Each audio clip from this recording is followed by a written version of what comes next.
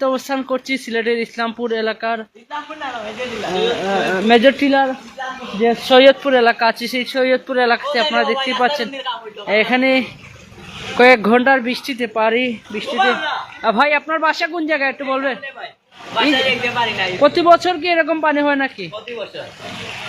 আপনারা দেখতে পাচ্ছেন এখানে প্রতি বছরই কিন্তু বৃষ্টি হলেই এরকম ভাবেই কিন্তু পানি বৃদ্ধি পায়। আপনারা দেখতে পাচ্ছেন এখানে আমরা আছি সিলেটের যে মেজর টিলা যে সৈয়দপুর এলাকা আছে, সেই সৈয়দপুর এলাকাতে আপনারা দেখতে পাচ্ছেন এই রাস্তায় প্রায় হাঁটু সময় আপনারা দেখতে পাচ্ছেন। আরও যদি বৃষ্টি এখনও শুরু হয় নাই, সামনে এখনও বৃষ্টির মৌসুম এখনও অনেক বাকি।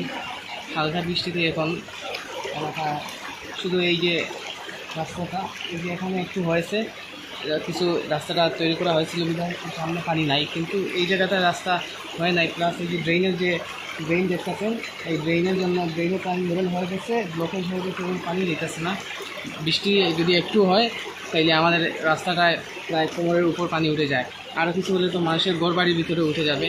এমনকি বাথরুমের যে আছে ট্যাঙ্কি, এগুলো পানি ফুল হয়ে ফ্লোরের ভিতর চলে আসে। অনেক খারাপ অবস্থার মধ্যে আছে। আপনি তো লাগতেছে আপনি পরীক্ষা দিয়ে আসছেন, এই সিচুয়েশনে গিয়ে পরীক্ষা দিচ্ছেন আবার এসেছেন, কিরকম লাগছে আপনার কাছে একটু অনুভূতি? সকালে যখন পরীক্ষার সময় বের হয়েছিলাম তখন পানি আরও বেশি ছিল এবং আমার পরীক্ষার হাতে সময় ছিল না, আর কোনো রাস্তার গাড়ি পাচ্ছিলাম না। খুবই একটা খারাপ সিচুয়েশনের মধ্যে ছিলাম, কোনোভাবে আমি পরীক্ষায় গিয়ে অ্যাটেন্ড করতে পারছি।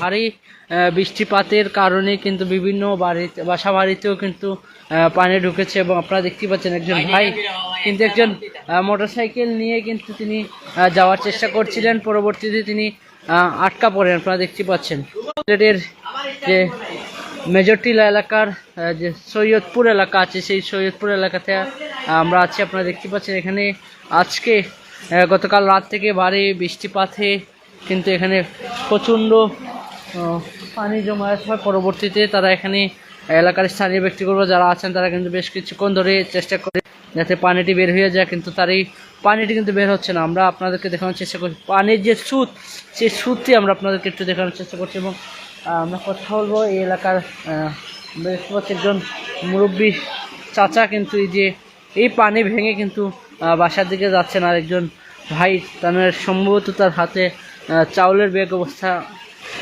তিনিও কিন্তু যাচ্ছেন। এবং আমরা দেখতে পাচ্ছি এখানে একজন এসএসসি পরীক্ষার্থী, তিনিও কিন্তু এই যে বৃষ্টিতে এই যে নোংরা পানি সেগুলো পেরিয়ে কিন্তু তিনি পারাপার হচ্ছেন। তো আমরা আজকে আপনাদেরকে এই দৃশ্যটি দেখানোর জন্যই কিন্তু মেজর টিলা এলাকার যে সৈয়দপুর এলাকা আছে, সেই সৈয়দপুর এলাকাতে এসেছি এবং আপনারা দেখতেই পাচ্ছেন এখানে প্রতিনিয়তই কিন্তু বৃষ্টির পানি প্রায় 1 থেকে 1.5 ঘন্টা বৃষ্টি হলেই কিন্তু এই যে এলাকাটি আছে সেই এলাকাতে কিন্তু তলিয়ে যায়। আমি যদি একটু সামনে যাওয়ার চেষ্টা করব কিন্তু আমরা যেতে পারছি না, কারণ হলো যে রাস্তাটি খুবই ভাঙা এবং বিপজ্জনক সড়ক আছে। সেই সড়কটিতে আপনারা দেখতে পাচ্ছেন সিটি কর্পোরেশনের উদ্যোগে কিন্তু কাজ চলছে। আমরা একজনের সাথে কথা হলো, হুজুর আমরা দেখেছি আপনি এই যে পানি নোংরা পানি সহ কিন্তু এখানে বসবাস এসেছেন, আপনার কাছে এই যে ড্রাইভারটা কার হতে পারে একটু যদি বলতেন? সিটি কর্পোরেশনের ড্রাইভার হতে পারে। সিটি কর্পোরেশনের কাজ করতে অনেকে আজ আমরা অনেক কষ্ট হচ্ছে, আমাদের মাদেশে একটা মাল উত্থাপন করেছি, আজ অনেক ছাত্র আসতে পারছে না, এই এলাকার ছাত্র আসতে পারছে না, 20-25টা ছাত্র আসতে পারছে না, আজকে ছাত্রদের বন্ধ দেওয়া হচ্ছে। এই যে প্রতিনিয়ত পানি এবং প্রতিদিন একটা জড়ি দিলেও পানি হয়ে যায়, খবর পানি, ডেইলি ফজর নামাজ পড়া যায় না, বাসার থেকে বাইরে নামাজ পড়তে পারি না। দর্শক আমরা কথা বলছিলাম যে সামনে একটি মাদ্রাসা আছে, সেই মাদ্রাসার সামন পর্যন্ত কিন্তু পানি প্রবেশ করেছে এবং আমরা কিছুক্ষণ আগে কথা বলছিলাম এমসি কলেজ এর একজন শিক্ষার্থীর সাথে। আপনারা দেখতে পাচ্ছেন এলাকার স্থানীয় ব্যক্তিগুলো যারা আছেন তারা কিন্তু চেষ্টা করছেন এই যে জলাবদ্ধতা অনেকেই দায়ভার করছেন সিলেট সিটি কর্পোরেশনের সিলেট জানাল